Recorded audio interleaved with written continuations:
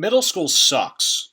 I think we can all agree that middle school is a difficult time in all of our childhoods. Most of us are meeting new people within our grade, have to deal with puberty, but imagine having all of those problems on top of being on the autism spectrum. Hi guys, Brandon Rosside back again with episode 4 of My Extra Ability. This week, the dreaded middle school years. Oh boy.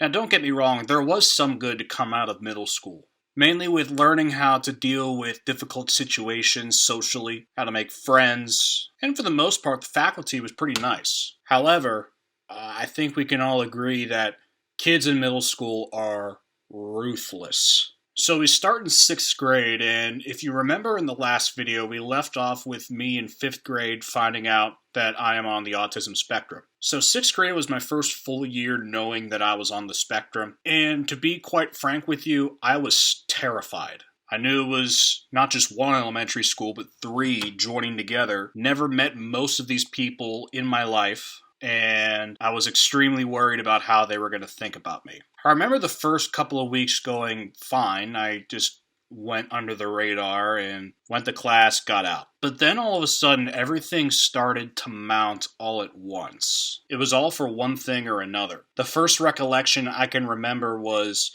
I was wearing these shorts into school, and they were kind of Hawaiian, don't ask. But all those kids were making fun of me, and that's when everything started to snowball down the hill. When you're on the autism spectrum, you find it very difficult to adjust to different ways of living, different ways of socializing, if you will, with all these new people. The biggest problem I had in 6th grade was I could not read social cues. By that I mean it's very difficult for me to read certain people unless it's blatantly obvious that they are being sarcastic or being mean or nice, whatever. If someone was jagging with me, I would take that as a personal slight on me, and I would get very, very defensive. It's kind of like the bro code, how us guys, we greet each other sometimes as friends and we'll insult each other in a playful way. Now imagine that, but not knowing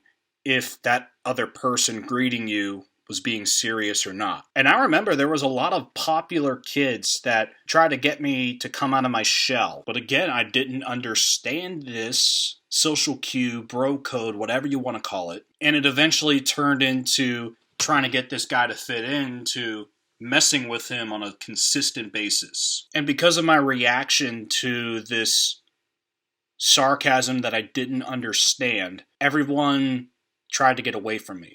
Everybody rejected me, and everybody was making fun of me all of a sudden. And in middle school, you're meeting all of these new people, don't know how to interact with any of them. So it was hard. It was very hard to adjust to that. I remember in 6th grade, I didn't have really any friends. I was kind of a loner. Whenever there were dances and whatnot, I was the kid that would sit in the corner by himself because I had no one to hang out with. There were some positives in 6th grade, mainly due to the faculty. I had a great support system around me. Luckily, my parents wanted to do everything that they possibly could to make sure that I was okay. The teachers, the principal, the administration, they all did whatever they could to help me feel better about myself. Fast forward to 7th grade, and those teachers were all gone. It was almost as if I was resetting back to square one. And in 7th grade, I thought the year collectively at the time was better, but looking back on it,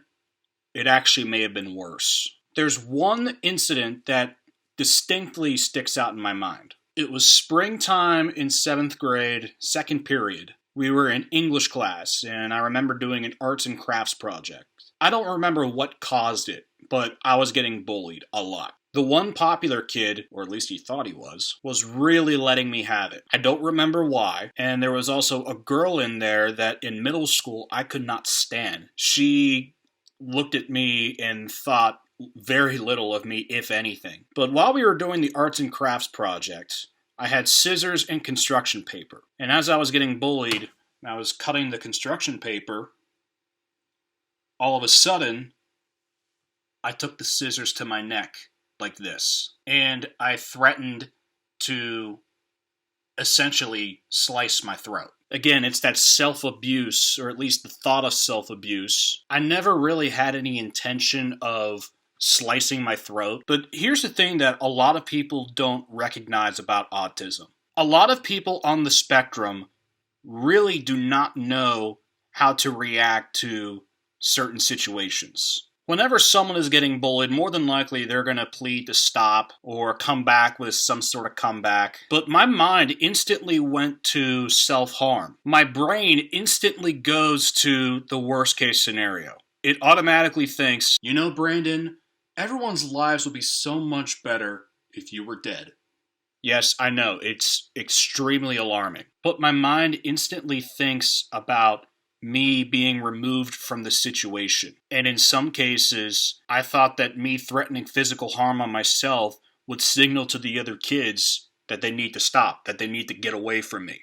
I do remember getting told on by the bully, which, thank you for that. And the teacher, as soon as she was told, she replies back with, "Brandon, down to the office now!" The teacher didn't tell the principal exactly what had happened, so when the principal asked me, I just simply said that I was getting bullied. So later in the day, the teacher, I'm assuming, tells the principal what happened. And during lunch, which was, I think, 5th period, the teacher that was on lunch duty goes up to me and says, "Hey, the principal wants to see you." I got into the principal's office, and sitting in the 2 chairs were my mom and my dad.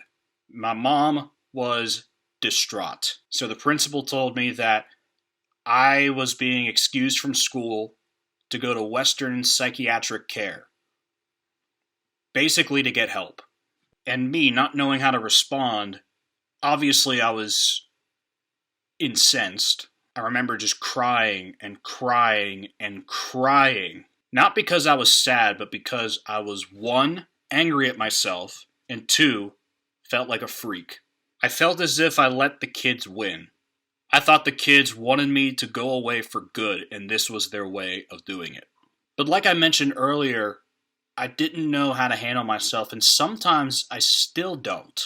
To a typical person, it's probably an illogical way of thinking. But you gotta remember what I have said earlier, that people with autism think differently. Nowadays, I still get those thoughts of, if I were gone, everyone's lives would be better. But I don't take physical harm or threaten physical harm on myself. So I got the help that I needed throughout the summer, and 8th grade seemed to be a step up. I remember it was the first time I really had, close friends. It started first day of school with one guy, and then it just kind of blossomed, and I started to branch out more towards other people. Those friends, even though for the most part I don't talk to them today, they helped me learn how to properly act socially. Whether they know it or not, and whether they're watching or not, they're probably not, but having those friends kind of help guide me towards being able to control my emotions and act properly. It was such a help that I still can't thank them enough to this day. And not to mention, I started getting into announcing that fall. It was only youth football. Again, that story is in a previous video. But once the football season ended, I didn't really do anything after that. It was just kind of a thing to do. I remember in middle school, my big dream was to be a drummer. I would always perform at the talent shows put on by the middle school. In fact, here's a clip of me playing in my 8th grade talent show.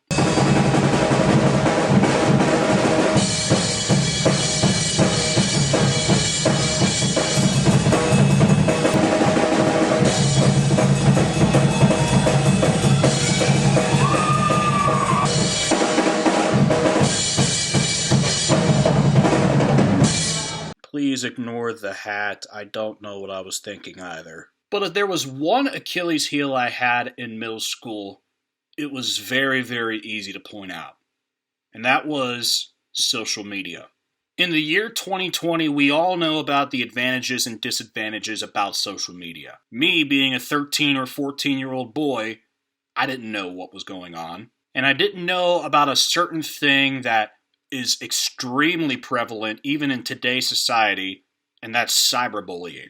Now, instead of me getting made fun of to my face, I would go online and see that the kids were making fun of me on Facebook. The kids were making fun of me on MySpace. Remember when MySpace was a thing? The quote unquote popular people, they would degrade me on social media. One time before a football game, I took a picture with my grandma, and the kids were making fun of my grandma, making her portion of the picture their profile pictures on Facebook and putting some very inappropriate things next to them. There's one comment in particular that I'll never forget to this day. Someone made a Facebook status about me, and of course there were a couple of kids that were getting in on the action. There was a girl who was popular, but she got along with everyone. She was pleading online, "Stop talking about him. He might end up killing himself one day." To which the one kid that bullied me the most replied by saying, "Not my fault."